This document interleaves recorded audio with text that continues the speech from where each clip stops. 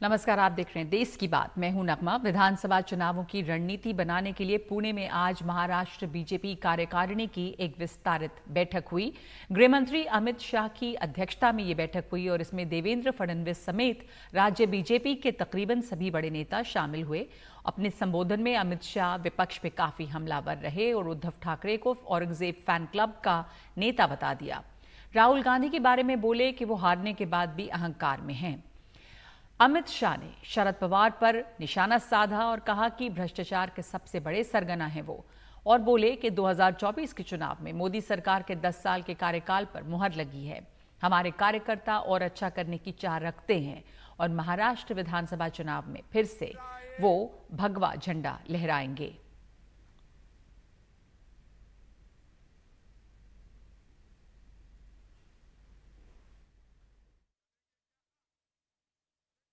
नरेंद्र मोदी जी ने तुष्टीकरण की जगह सबको न्याय का सूत्र अपनाते हुए देश की सुरक्षा को सुनिश्चित किया है। आतंकवाद को जड़ से उखाड़ने के लिए कई सारे फैसले लिए और मैं इसका साक्षी हूं। मैं आपको आपके जैसे कार्यकर्ता के नाते बताता हूं, देश की सुरक्षा को औरंगजेब फैन क्लब सुनिश्चित नहीं कर सकती, Bharatiya Janata party. Aurangzeb fan club कौन है? जरा जोर से बोलो। औरंगजेब फैन क्लब कौन है? ठीक है, अघाड़ी वाले हैं। और उसका नेता कौन है? श्रीमान उद्धव ठाकरे औरंगजेब फैन क्लब के नेता बने। यहां आए हैं तो परिणाम हमारे सामने है। 60 साल के बाद पहली बार देश में किसी एक नेता को तीसरी बार प्रधानमंत्री शपथ लेने का यश मिला है तो वो हमारे नेता नरेंद्र मोदी जी को। लगातार 3 बार मोदी जी प्रधानमंत्री बने, प्रधानमंत्री बनने की हैट्रिक लगाई। और आज मैं कहने आया हूं महाराष्ट्र के कार्यकर्ताओं को, हमने महाराष्ट्र विधानसभा में भी 14, 19 और 14 और 19 से योग जितना बड़ा विजय 24 में प्राप्त करने के लिए पुरुषार्थ करना है। और भ्रष्टाचार की बातें कर रहे हैं।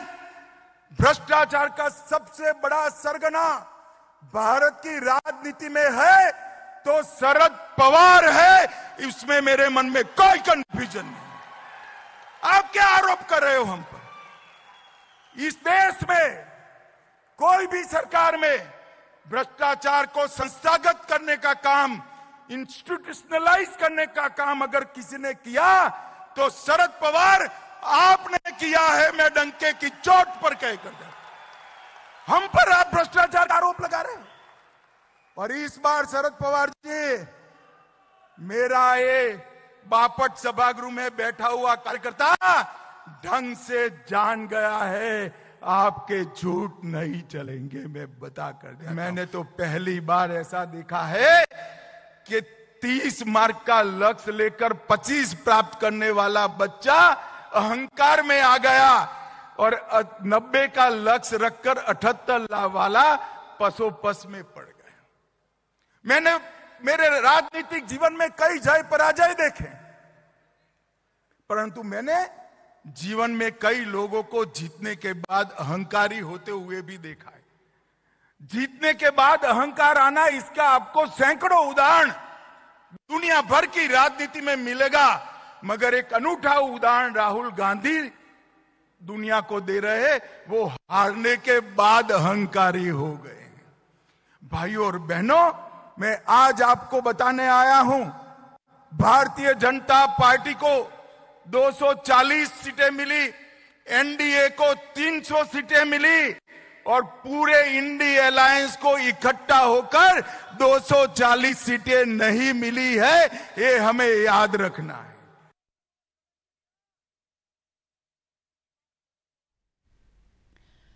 तो अमित शाह पूरे हमलावर रहे विपक्ष पर, क्योंकि महाराष्ट्र में विधानसभा चुनाव होने हैं। इधर सोमवार से संसद का मॉनसून सत्र शुरू हो रहा है और इससे पहले आज सर्वदलीय बैठक हुई है। ये बैठक संसदीय कार्य मंत्री किरेन रिजिजू ने बुलाई थी। सरकार की ओर से सहमति बनाने की कोशिश हुई कि सदन में गतिरोध कम हो। बैठक में कांग्रेस की ओर से गौरव गोगोई और प्रमोद तिवारी शामिल हुए। तृणमूल कांग्रेस इसमें शामिल नहीं हुई, क्योंकि तृणमूल कांग्रेस आज का दिन शहीद दिवस के रूप में मनाती है। मॉनसून सत्र में 23 जुलाई को वित्त मंत्री निर्मला सीतारमण बजट पेश करेंगी। ये सत्र 12 अगस्त तक चलेगा।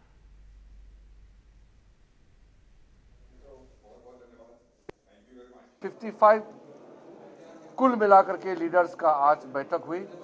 हमने डिटेल में सारा पॉलिटिकल पार्टी के फ्लोर लीडर से उनका मत को लिया, सुझाव को लिया, हमने नोट किया और आग्रह भी किया कि हम मिलके बजट सेशन को अच्छी तरह से हम चलाएंगे।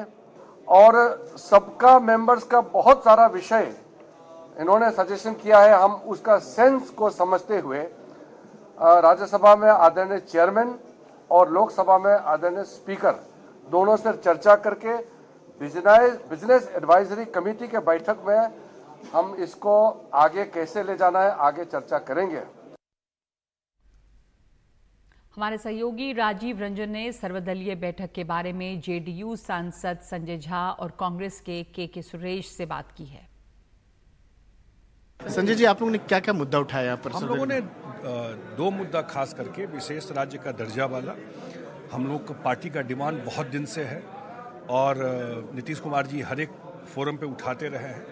और अगर उसमें टेक्निकली बात उठती है कि फाइनेंस कमीशन ने उसको वो ख़त्म कर दिया है, टेक्निकली कोई इशू है तो बिहार को विशेष पैकेज मिले, ये हमने आज की मीटिंग में रखा।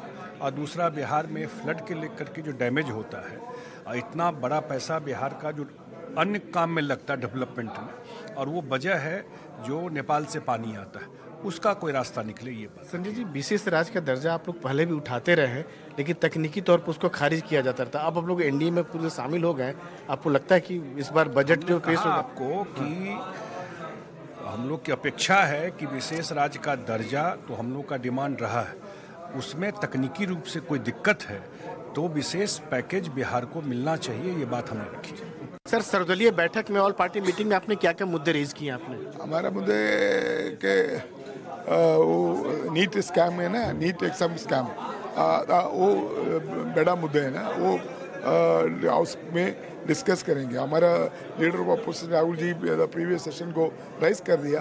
Government did not agree that. After that there are number of scam is coming in the various places of the country. So we want to discuss NEET scam in the house. और कौन कौन से issues आप लोग less करके? Deputy कावड़ी यात्रा को circular issue bye UP government, that also withdraw, withdraw करने के लिए हम डिमांड कर दिया। और आपने डिप्टी स्पीकर का मुद्दा उठाया कि अपोजिशन को मिलना चाहिए। वो मुद्दे डिप्टी स्पीकर के हम राइज करने का, ये सेशन के डिप्टी स्पीकर चुनाव लेने के लिए हम रिक्वेस्ट करेगा आज का मीटिंग के लिए। कुछ भरोसा दिलाया गया है कि सरकार की तरफ से सारे जो आप लोग इश्यू जो रेज कर रहे हैं, क्या कुछ सरकार ने कुछ एश्योरेंस दिया? एश्योरेंस नहीं दिया था, कोई एश्योरेंस नहीं दिया था। लोकसभा चुनाव में टीएमसी की शानदार जीत और पिछले हफ्ते विधानसभा उपचुनावों में पार्टी के अच्छे प्रदर्शन के बाद से पश्चिम बंगाल की मुख्यमंत्री ममता बनर्जी कोलकाता में पहली बार एक सार्वजनिक रैली में आज आईं। इस रैली में समाजवादी पार्टी के अध्यक्ष अखिलेश यादव भी शामिल थे। 30 साल से 21 जुलाई को तृणमूल कांग्रेस शहीद दिवस के रूप में मनाती है। 1993 में कोलकाता में फोटो युक्त मतदाता पहचान पत्र को लेकर प्रदर्शन हुआ था। उस दौरान पुलिस फायरिंग में 13 टीएमसी कार्यकर्ताओं की मौत हुई थी, जिसे शहीद दिवस के रूप में इस दिन को मनाया जाता है।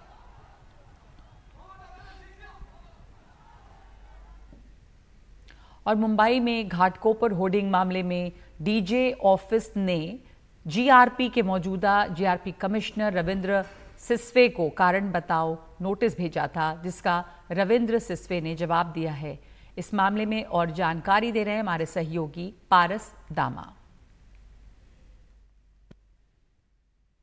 घाटकोपर का होर्डिंग मामला ये बेहद ही दुर्भाग्यपूर्ण मामला था। ये घटना बेहद दुखद करने वाली घटना थी, जो कि मुंबई में 13 मई को हुई थी। 13 मई को मुंबई में अधिक बारिश होने से हवा का जो बहाव था वो भी ज़्यादा था और इस समय ये पूरा हादसा होता है। इस हादसे में 17 लोग की मौत हो जाती है और 70 से ज़्यादा लोग घायल हो जाते हैं। इस पूरे मामले में नए नए पहलू सामने आते रहे, जिसके बाद इस पूरे मामले में SIT की जांच शुरू की गई। स्पेशल इन्वेस्टिगेशन टीम ने जब इस मामले की जानकारी ली और इस मामले में इन्वेस्टिगेशन शुरू की, जांच शुरू की, तो बहुत सारे पहलू जो हैं वो खुल के सामने आए। अब कुछ समय पहले ही स्पेशल इन्वेस्टिगेशन टीम ने माननीय कोर्ट के सामने चार्जशीट रखी, जो कि 3299 पन्नों की थी। इस चार्जशीट में बहुत सारे खुलासे हुए। एक खुलासा अब ये भी हुआ है कि जो GRP के पूर्व कमिश्नर थे और जो मौजूदा कमिश्नर हैं, वो दोनों अपने बयानों में एक दूसरे पर दोष मढ़ने पर तुले हुए हैं। इस पूरी चार्जशीट में कुछ महत्वपूर्ण चीज़ें जो हैं वो सामने आई है, जहां पर पूर्व GRP कमिश्नर ये दावा करते हैं कि उन्होंने केवल 22 नवंबर 2022 को एक 200 वर्ग फुट होर्डिंग की अनुमति दी थी, जो उनके अंतिम कार्य दिवस से 1 महीने पहले थी, इस शर्त के साथ कि भारतीय petroleum corporation limited pump hoarding का आकार 80 से 200 वर्ग फुट के अधिक नहीं होगा चाहिए। ये दावा दस्तावेजों द्वारा समर्थित है, जैसे कि उनके बयान से उल्लेख किया गया है। इस मामले में जो मौजूदा GRP कमिश्नर हैं, उन्होंने भी कई दावे किए हैं। मौजूदा GRP कमिश्नर ने ये दावा किया है कि जब उन्होंने पद संभालने के बाद होर्डिंग का निर्माण शुरू हुआ, निर्माण शुरू होने और गिरने के बीच मौजूदा जो GRP कमिश्नर हैं, उनको 4 शिकायतें मिली थी, जिनमें कहा गया था कि होर्डिंग अवैध है और ये गिर सकता है। एक शिकायतकर्ता ने यह भी विशेष रूप से कहा था और कहा था कि पुणे में एक ऐसा ही मामला सामने आया था जहां पर 4 लोगों की मृत्यु हो गई थी। अपने बयान में मौजूदा GRP कमिश्नर ने यह दावा किया है कि उनको ऐसी कोई भी शिकायत मिली ही नहीं है। वहीं अपराध शाखा को दिए गए बयान में मौजूदा GRP कमिश्नर ने यह कहा है कि उन्होंने अगस्त 2023 में DGP कार्यालय में ADG को विस्तृत जवाब में सब कुछ समझा दिया था, जब उनसे स्पष्टीकरण मांगा गया था। उन्होंने 16 सितंबर 2023 को जवाब दिया, जिसमें उन्होंने आश्वस्त दिया था और कहा था कि उनका कार्यकाल में DGP कार्यालय द्वारा जो भी कहा जाएगा वो मानेंगे। हालांकि उन्होंने आगे दावा किया कि होर्डिंग गिरने से पहले उन्हें कोई जवाब नहीं मिला था। इस पूरे मामले में DGP ऑफिस द्वारा जो मौजूदा GRP कमिश्नर हैं, उनको कारण बताओ नोटिस भेजा गया था और कारण बताते हुए उन्होंने DGP ऑफिस को कारण भी बताया था कि क्या पूरा मामला हुआ था। इस मामले में और भी परतें खुल सकती है, जिससे जो हादसा हुआ उसमें बहुत सारी चीज़ें और भी सामने आएगी। मगर अभी भी सवाल ये है कि 17 लोगों की मौतों का कारण कौन है।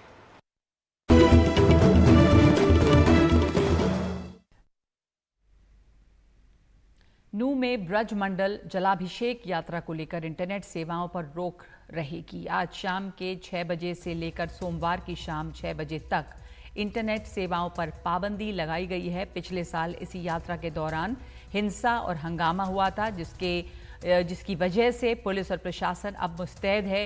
नूह में 2000 पुलिसकर्मी सुरक्षा इंतजाम देखेंगे और ड्रोन कैमरों से भी सुरक्षा इंतजाम पर नजर रहेगी। इस दौरान गुरुग्राम अलवर हाईवे पर भारी वाहनों पे रोक रहेगी।